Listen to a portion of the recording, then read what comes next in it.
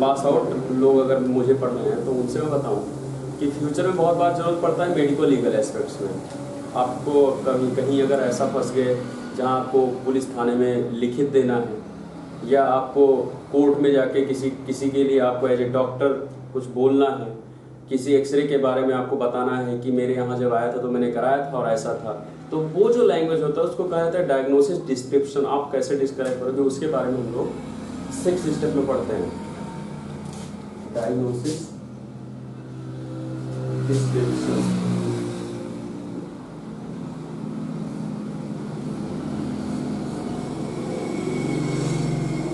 Diagnosis description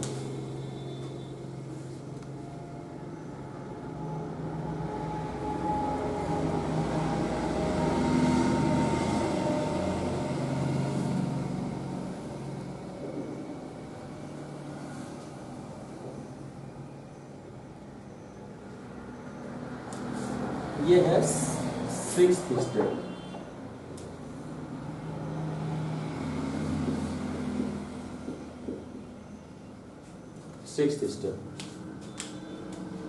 पहला ये क्या है? Step of x ray learning. हम लोगों को जब सीखना होता है तो सबसे पहले हम लोग mode of action of x ray machine सीखते हैं, एक्सरे मशीन कैसे काम करता है। फिर हम क्या, हमारे हाथ में एक्सरे मशीन काम करने के बाद जब पिक्चर आ जाती है तो हम लोग पिक्चर में क्या क्या देखते हैं? पेशेंट इंट्रोडक्शन में नासा रोग और डेट और टाइम। थर्ड स्टेप में प्रोजेक्शन देखते हैं, कौन सा प्रोजेक्शन है, किस वीव से देखा गया है, किधर से प्रोजेक्ट हुआ है। प्रोजेक्शन मतलब लाइट किधर से प्रोजेक्ट हुई है, किधर से लाइट देखा जा रहा था, किधर से टॉर्च जला के देखा जा रहा था, उसको आगे से कि पीछे से या किनारे साइड से या ऊपर से या नीचे से, कहाँ से, उसको क्या कहते हैं? प्रोजेक्शन। लाइट का प्रोजेक्शन किधर से था। Fourth step technical quality. जब प्रोजेक्शन होकर आपके जब प्रोजेक्ट करा दिया गया उसके बाद क्वालिटी क्या बनी, तो क्या है टेक्निकल क्वालिटी। उसमें हम लोग 3 पॉइंट देखते हैं: रोटेशन, इंस्पायरेशन, पेनिट्रेशन। रोटेशन मतलब घूम जाना, इंस्पायरेशन मतलब अंदर की तरफ सांस लेना, पेनिट्रेशन मतलब प्रवेश करना। और किसका प्रवेश? बीम, एक्सरे बीम का। जो एक्सरे लाइट है जो प्रोजेक्ट कराई गई है यहाँ से, वो प्रोजेक्ट की हुई लाइट कितनी लाइट प्रवेश कर पाई है शरीर के अंदर, उसको हम लोग कहते हैं पेनिट्रेशन। 5th स्टेप में जब ये सब कुछ हम देख लेते हैं तो हम लोग 5th स्टेप पर पहुंचते हैं और हम लोग अपना डायग्नोसिस अप्रोच बनाते हैं कि सारी चीज़ें देखते हैं और फिर अपनी डायग्नोसिस अप्रोच बनाते हैं। उसके बाद अगर हमें कहीं राइट डाउन करना है या हमें किसी को बताना है तो हम लोग डायग्नोसिस डिस्क्रिप्शन डिस्क्राइब करते हैं उसको। तो ये 6 स्टेप होते हैं जो हम लोगों को एक एक्सरे पर पढ़ना चाहिए। इन 6 स्टेप में, इस पूरे 6 स्टेप में हम लोगों ने जो पढ़ा है वो दोनों बड़े बड़े टॉपिक्स पढ़े हैं। एक तो हम लोगों ने डिस्क्राइब किया है फर्स्ट स्टेप, इसको हम लोगों ने पढ़ा है अब तक, फर्स्ट स्टेप। और हम लोगों ने क्या पढ़ा है यहाँ? कौन सा स्टेप पढ़ा है? Diagnosis approach. फोर्थ नहीं, 5th। और हम लोगों ने पढ़ा है 5th, डायग्नोसिस अप्रोच। जो छोटी छोटी बातें हैं वो रह गई हैं, वो हम लोग आज डिस्कस करेंगे।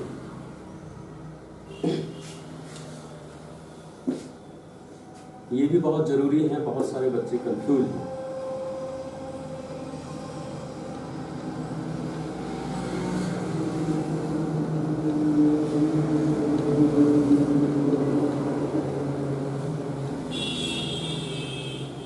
नासा रोग समझ में आया किसी को, या किसी को रहेगा नहीं समझ में आया कि मैं क्या बोल रहा था वहां?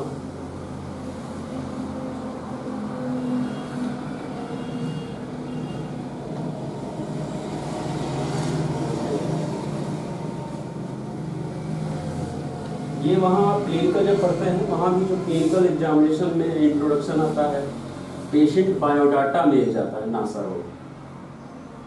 पहला ही पॉइंट उसमें आप पढ़ेंगे क्लिनिकल में, पेशेंट बायोडाटा, उसमें जाएंगे जी।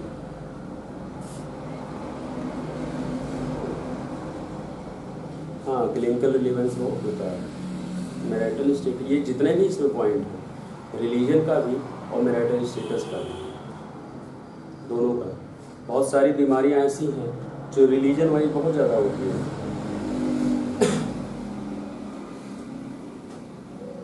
जैसे प्रोटीन डिफिशियंसी हिंदुओं में बहुत होता है, और ये पहले की बातें, अब तो सब लगभग सेम हो गया।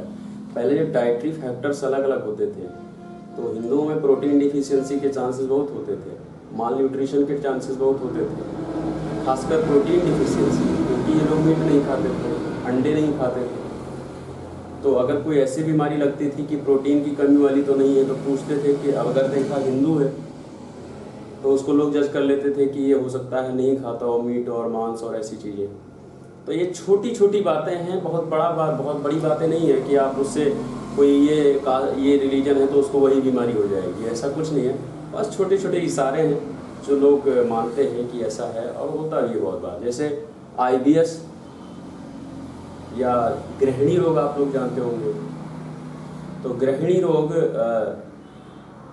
मुस्लिम कम्युनिटी में बहुत पाया जाता है, क्योंकि बचपन से वो प्रोटीन डाइट बहुत ज़्यादा लेते हैं, और धीरे धीरे क्या होता है कि इंटेस्टाइन्स वीक होती चली जाती है, उनको हैवी डाइजेशन का काम करना पड़ता है। तो ये सब आप बुक्स में पढ़ेंगे तो पता चलेगा, वहाँ लिखा होता है, बहुत सारी चीज़ें लिखी रहती है। तो थोड़ा बहुत है, बाकी बहुत बड़ी बड़ी बातें कुछ नहीं है कि उससे डायग्नोसिस होगा और इनको यही होता है, ऐसा कुछ होता नहीं है। मैरिटल स्टेटस की बात करें तो उसमें शादी वादी में बहुत बार किसी को UTI है, अब उसमें बहुत इंपॉर्टेंस है, किसी को STD है तो बहुत इंपॉर्टेंस है मैरिटल स्टेटस का, किसी को मेंटल डिसऑर्डर है तो जिसकी शादी हो गई उससे पूछो कितना इंपॉर्टेंस है, ये पूछना शादी हुई है कि नहीं। लोग कहते हैं माथे के शिकन से जान जाते हैं कि शादी हो गई है। किसी की शादी हुई है यहाँ? अपने दर्द को जाहिर करके इनको बताओ। तो हम लोग आते हैं सबसे पहले प्रोजेक्शन पे। सबसे पहले हम लोग आते हैं प्रोजेक्शन, खासकर वीव पे। और वीव में भी हम लोग सबसे पहले डिस्कशन करेंगे PA वीव, क्योंकि चेस्ट एक्सरे के लिए PA वीव सबसे अच्छा माना जाता है, PA वीव सबसे कॉमन माना जाता है और सबसे अच्छा है भी। एक्चुअली होता क्या है कि पोजीशन अलग अलग होता है। जब PA वीव कराते हैं तो पेशेंट का पोजीशन अलग बनवाते हैं, उसको अलग तरीके से खड़ा करते हैं, और जब AP वीव करते हैं तो उसको अलग पोजीशन बनवाते हैं। उसी वजह से एक्सरे जो फिल्म है उस पर डिफ्रेंसिएशन आता है। PA वीव और AP वीव कराते अलग अलग क्यों हैं, लेटरल क्यों कराते हैं, ये मैं थोड़ा सा बताऊंगा। कि PA वीव हमेशा जो हेल्दी लोग होते हैं, जो खड़े हो सकते हैं आराम से, जो चलते फिरते लोग हैं, जो जनरल OPD के पेशेंट हैं, उनको करते हैं। और AP वीव उनका कराना पड़ता है जो लोग जिन लोगों को खड़े होने में दिक्कत है, वो लेटे हैं बेड पर, तो वहीं बेड लेकर गया, स्ट्रेचर पर हो सकता है लेटा कर गए और एक्सरे मशीन के प्लेट पर लेटाया गया और ऊपर से रिफ्लेक्शन, ऊपर से बीम आई और एक्सरे हो गया। वो हो सकता है मुंह के बल नहीं लेट सकते हैं, और मुंह के बल पीछे से एक्सरे लेट कर नहीं हो सकता है, वहाँ अच्छा एक्सरे नहीं आएगा, पोजीशन नहीं बनता है। अगर लेट के करना है, सुपाइन जिसको हम लोग कहते हैं, अगर सुपाइन एक्सरे करना है तो हम लोग सीधे लेटेंगे, तो वो होता है AP वीव, आगे से लाइट बीम एंटर करके पीछे निकल जाती है, तो उसको क्या कहते हैं, एंटेरो पोस्टीरियर वीव, आगे से पीछे की तरफ देखते हैं। तो अगर कोई ऐसा पेशेंट होता है जो खड़ा नहीं हो सकता है तो उसका AP वीव कराना पड़ जाता है। दूसरा कॉन्सेप्ट होता है, अगर आपको हार्ट का साइज देखना है, खासकर मतलब अगर हार्ट को देखना है तो बहुत बार आपको AP कराना पड़ता है, क्योंकि हार्ट ज़्यादा क्लियर आगे से दिखता है एंटीरियर वीव। तो 2-3 कंडीशन है जहाँ AP कराने पड़ जाते हैं, नहीं तो नॉर्मली PA वीव होता है अगर चेस्ट एक्सरे कराना है तो। और PA वीव का मैं सबसे पहले पोजीशन बताऊंगा कि किस पोजीशन में एक्सरे कराते हैं। तो PA वीव का जो पोजीशन है, इधर से एक्सरे ट्यूब है, ये एक्सरे ट्यूब है, और यहाँ क्या है, डिटेक्टर, यहाँ डिटेक्टर है, और जो पेशेंट है उसके चिन को, जो चिन है कहते हैं कि आप डिटेक्टर के पास बिल्कुल खड़े हो जाइए। आप डिटेक्टर के पास जो प्लेट है एक्सरे की, जो डिटेक्टर उसको हम लोग कहते हैं, जो एक्सरे का प्लेट है उस कहते हैं आप अपने चेस्ट को बिल्कुल सेट करके बिल्कुल उसमें टच करके खड़े हो जाइए।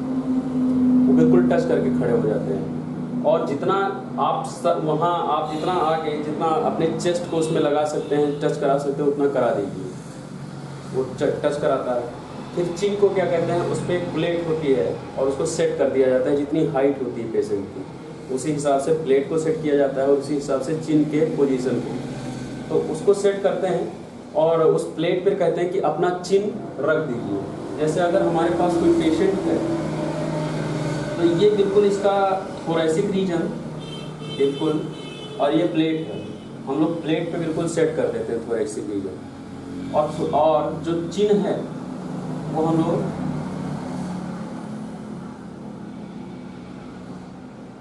जो चिन है वो बिल्कुल हम लोग सर ऐसे कुछ ऐसा होता है पोजीशन, कुछ ऐसा करके चिन हम लोग वहाँ रखा देते हैं प्लेट पर, स्टैंड पर। ये एक रफली फिगर है, मैं बस पोजीशन बताना चाह रहा हूँ कि हम लोग उसमें डिफ्रेंशिएट क्या करें।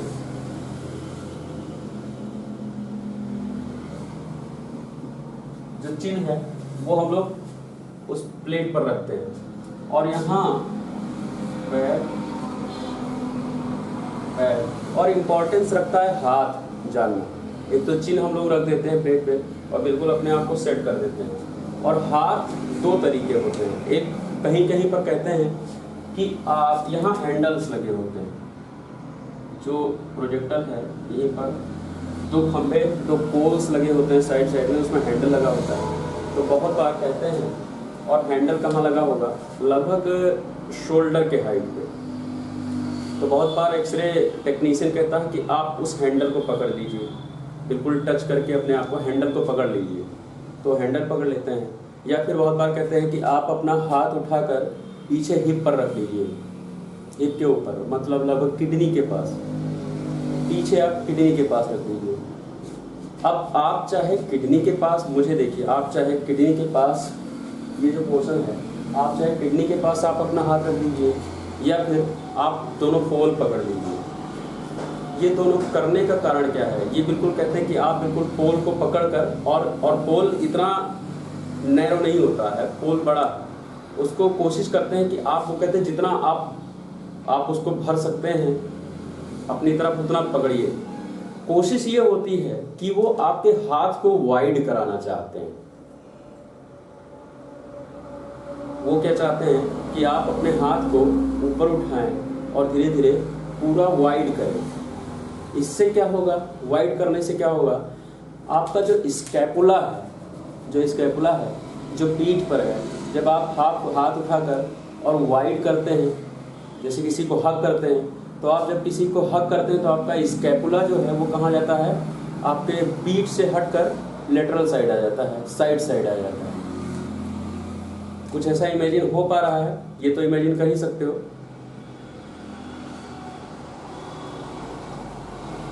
फिर लंग्स क्लियर दिखिएगा। अगर आपका स्कैपुला बीच में नहीं आएगा तो जो प्रोजेक्शन आएगा बीम, वो जरूरी कहाँ है, लंग्स में पहुंचाना, क्योंकि हम लोग लंग्स देखना चाह रहे हैं। तो हम लोग स्कैपुला को साइड कर देते हैं। तो दो पोजीशन वो लोग बनवाते हैं, एक तो आपका हाथ उठाकर, और कहते हैं कि वो जो प्लेट है उनके पास, जो डिटेक्टर है, उसको आप हग कर लीजिए, जितना कर सकते हो उतना करिए। तो आप जब ज़्यादा करते हैं तो आपका जो स्कैपुला है वो वाइड आता है, वो पेरीफेरी में जाता है सेंटर से, तो स्कैपुलर दरवाजे खुल जाते हैं। दूसरा एक पोर्शन और ध्यान रखो कि क्लेविकल पे ध्यान दो। जब आप सामने ऐसे खड़े हैं तो आपका जो क्लेविकल है वो बिल्कुल सीधा है। अभी जब आप बिल्कुल पोजीशन है, ऐसे पोजीशन में हैं, तो आप क्लेविकल का सीधा है।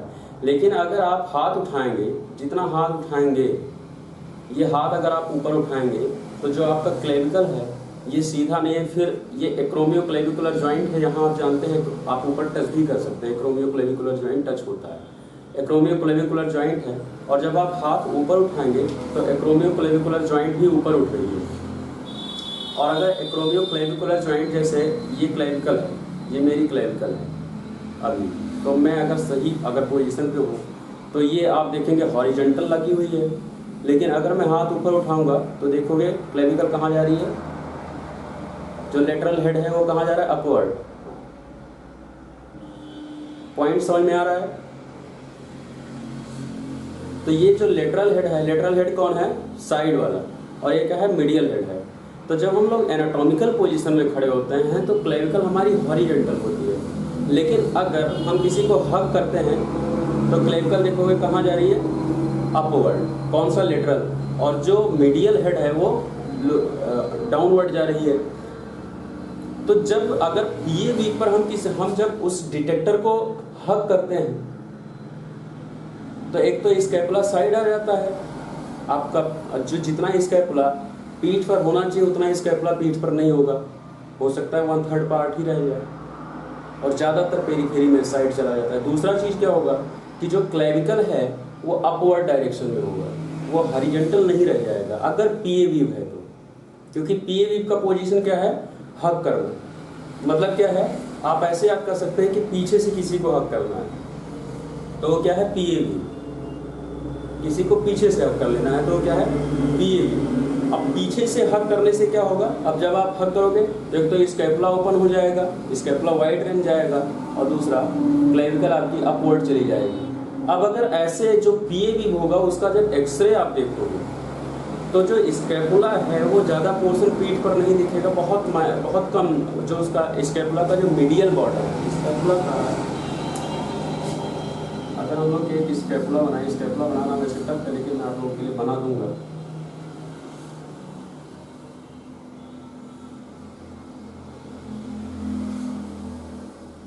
मुझे नहीं पता मैं कितना सही हूँ, लेकिन मैं ऐसे गेस लगा के बना रहा हूँ।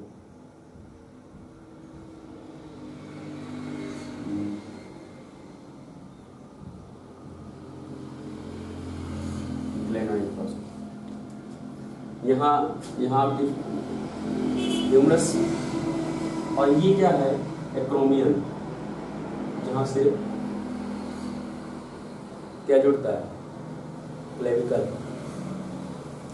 अब ये जो क्लेविकल है तो ये बॉर्डर हो गया एक स्कैपुला का, एक बॉर्डर ये हो गया, तो इस वाले बॉर्डर को क्या कहेंगे, जो क्लेविकल के साइड है उस बॉर्डर को क्या कहेंगे, मीडियल बॉर्डर, क्योंकि वो मिडिल सेंटर लाइन पे है, मीडियल बॉर्डर। और इसको कहेंगे लेटरल बॉर्डर। जो ये वाला बॉर्डर भी है लेटरल बॉर्डर है, और ये वाला है मीडियल बॉर्डर। तो मीडियल बॉर्डर दोनों साइड स्कैपुला है, दोनों साइड स्कैपुला है। जैसे मैं अब एक आसान स्कैपुला, ये एक स्कैपुला हो गया और ये एक स्कैपुला हो गया, और बीच में क्या है, वर्टिब्रा, बीच में वर्टिब्रा।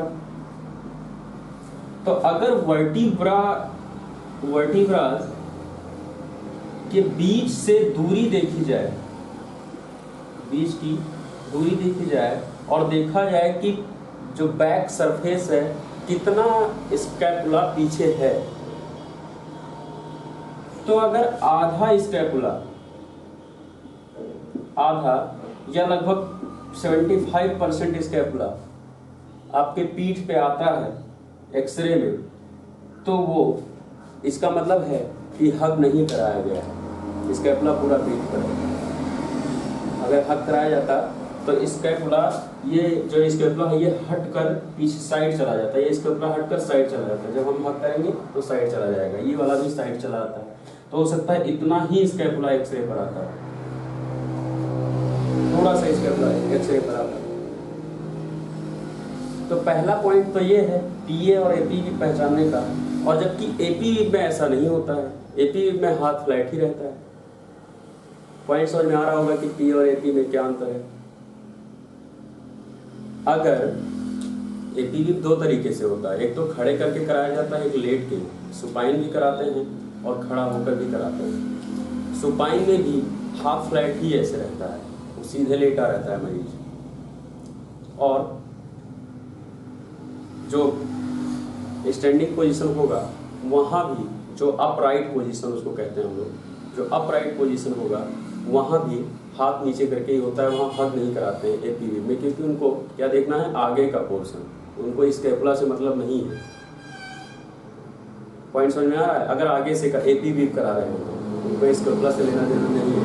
स्केपुला हो चाहे ना, क्यों पीठ ऐसे कराएंगे, हो सकता है वो ऐसे कराएं तो पीछे की मसल्स वाइड हो गई लेकिन आगे नैरो कर देंगे, तो आगे के ऑर्गन हो सकता है साफ ना दिखे अगर वो ये पोर्शन करा दे, हगिंग पोस्चर पे ले आए तो एपीवी में वो सीधे कराते हैं कि आप सीधे खड़े रहिए बस।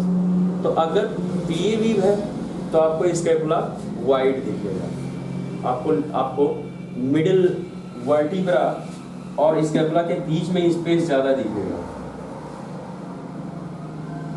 और अगर एक पीएवी में आप हगिंग पोस्चर पे जाते हैं और एपीवी में नॉर्मल खड़े होते हैं तो क्लेविकल में क्या अंतर आएगा?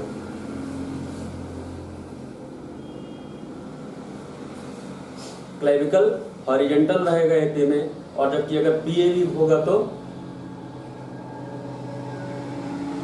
अपवर्ड थोड़ा रहेगा। या ये कह सकते हो कि जो क्लेविकल का पोजीशन है, अगर मैं अपने आप में दिखाऊं तो मैं लगभग पूरा क्लेविकल पे ही मैंने ये दोनों पेन सेट किए हैं। क्लेविकल के ऊपर और पास आ जाता हूँ, क्लेविकल के ऊपर दोनों पेन सेट हैं। अब जहाँ ये मेरा क्लेविकल है यहाँ तक लंग्स का कितना पार्ट होगा अगर एक्सरे कराया जाए तो? क्या ये लंग्स के अंडर आएगा?